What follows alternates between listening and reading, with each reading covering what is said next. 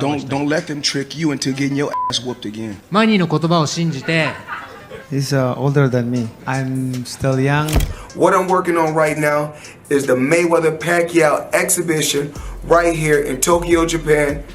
As the days go by, the buzz around Pacquiao versus Mayweather grows louder. Two rumors are spreading, faster than Wi-Fi in a Vegas casino. He says he wants a rematch. Don't they all? Do you want a rematch or you want a pay match? Manny Pacquiao has to set up. You set up.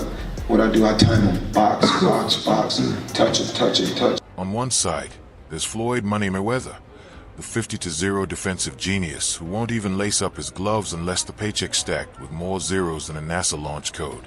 He sidesteps fights like he once sidestepped high school reading class, flawlessly. His footwork, so slick, he could dodge trouble in a phone booth. To him, punches are like taxes, dodged with surgical precision. Mayweather's scared to hear your name. And on the other side, there's Manny Still Got It Pacquiao, the only man throwing combos at 46 like he's running on a cheat code. He didn't just take on Mario Barrios, he took on time itself, Father Time, and maybe even silenced a few doubters sitting ringside. Manny brings that old school grind, blended with new age speed, like Rocky Balboa chugging an energy drink spiked with holy water. If this rematch really goes down, it won't just be a boxing fight, it'll be a pay-per-view spiritual awakening. One man's guarding a perfect legacy, the other's out here proving legends don't retire, they reload. It's ridiculous. I won. I know I won. I know I'm the better fighter. We fight 10 times, I'm gonna win 10 times. We fight 20 times, I'm gonna win 20 times. We fight 100 times, I'm gonna win 100 times. Manny Pacquiao he's not a better fighter than me. Nowhere around the board. Floyd's counting on dancing circles. Manny's counting on finally cutting them off. Someone's zero might disappear, and someone's would might just take flight. Either way, this is the fight fans never saw coming, but deep down, always hoped for. Jeff Mayweather didn't just close the door on a Floyd versus Pacquiao rematch. He slammed it, locked it, and tossed the keys into the Vegas desert. When asked about Freddie Roach still pushing for Floyd rematch, Jeff said what everyone's been thinking but no one dares to say. Man, stop crying. He clowned the whole idea like it was a bad April Fool's joke in August. Whether he's running the whole 12 rounds and he won the fight, how is that? I feel sorry to the fans because the fight is boring. That's not the fans expecting to us. I mean, as a fighter, if I'm a fan, of course I want to see a good fight, like changing fight. Floyd beat you already, and he beat you easy, Jeff said, flashing a grin with more salt than a Vegas pretzel. He even threw Canelo into the mix, comparing Pacquiao's rematch dreams to Canelo still complaining about his loss.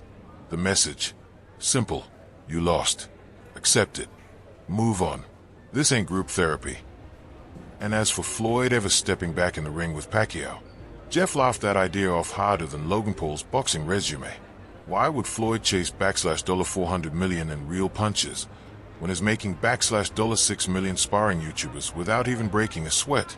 Stop talking about it. He had you in the ring, he beat you, it's over with, it's done. You don't need to. I mean, the one thing is this, once a guy loses to you, he lost. Jeff wasn't just savage, he was surgical with every word. He shut down that rematch talk deeper than Floyd's opponents ever got to land a glove. And just when the Pacquiao versus Mayweather 2 hype couldn't get any wilder, Romero enters the chat, loud, unfiltered, and throwing around headlines like he's shadowboxing in a tornado.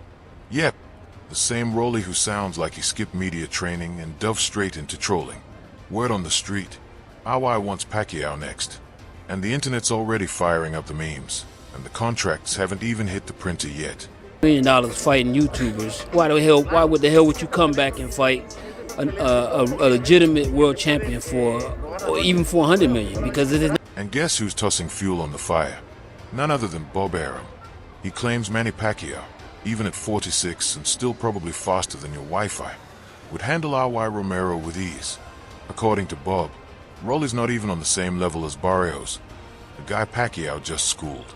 Which, in Bob's words, makes Romero less of a main event and more of a warm-up act before the real show even starts. If he beats Barrios or not, still Rolly Pacquiao. How many losses Pacquiao had? Oh, that's another thing, bro. Pacquiao another one that don't give about losses, and everyone keep tuning in for him. Arum basically called Rolly a speed bag with a mouth, saying he'd be the perfect opponent for Manny. Translation: this is easy work, bring me someone who can survive past round 3. At this point, it's like Bob's handing Manny a gift wrap knockout. Rolly's wild swings and shaky defense are exactly the kind of prey a legend like Pacquiao lives for. If this fight goes down, expect Pacquiao to rewind the clock and crank up the pressure. Because in Uncle Bob's eyes, age is just a number, and Rolly might be the next highlight on Pacquiao's legacy reel. He would be competitive with any of those people, and I think Romero, who is less of a boxer. Abel Sanchez didn't just throw shade at Arum Romero. He brought a full-blown thunderstorm. When asked if 46-year-old Manny could still handle Rolly, Sanchez didn't hesitate. Oh yeah, Manny would outbox him like it's senior citizen chess night.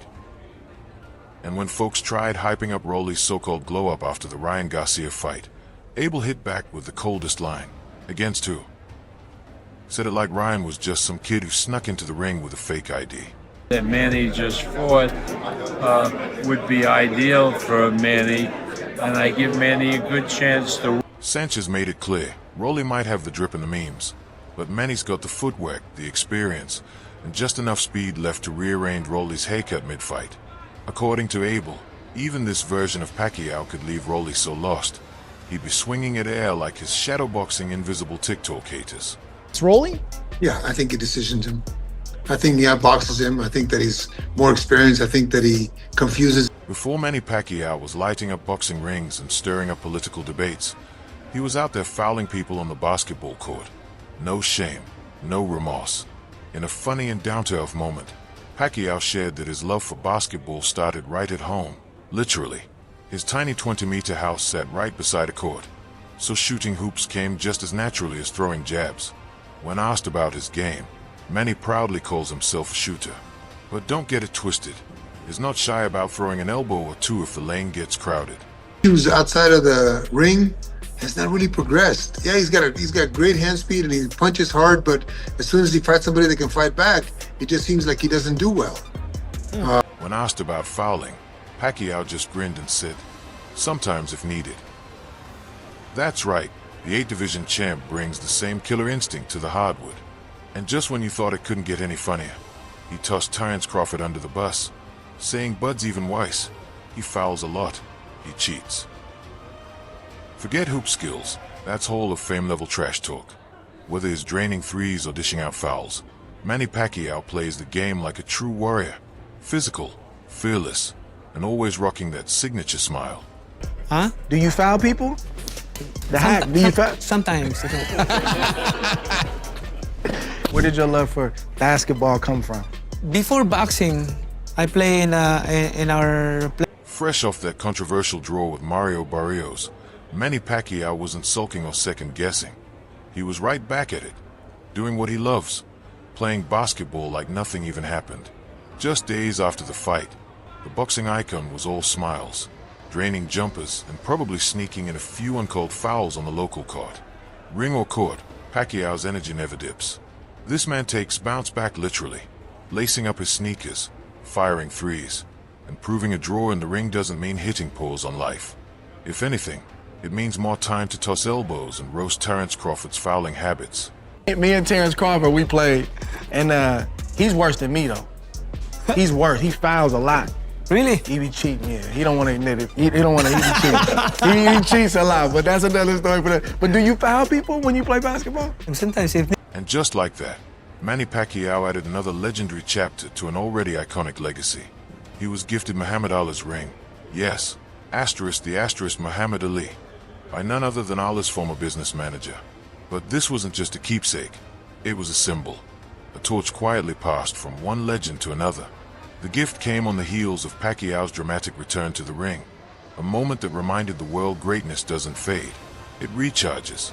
Being handed a ring once worn by the greatest isn't just an honor. It's like being knighted into boxing royalty.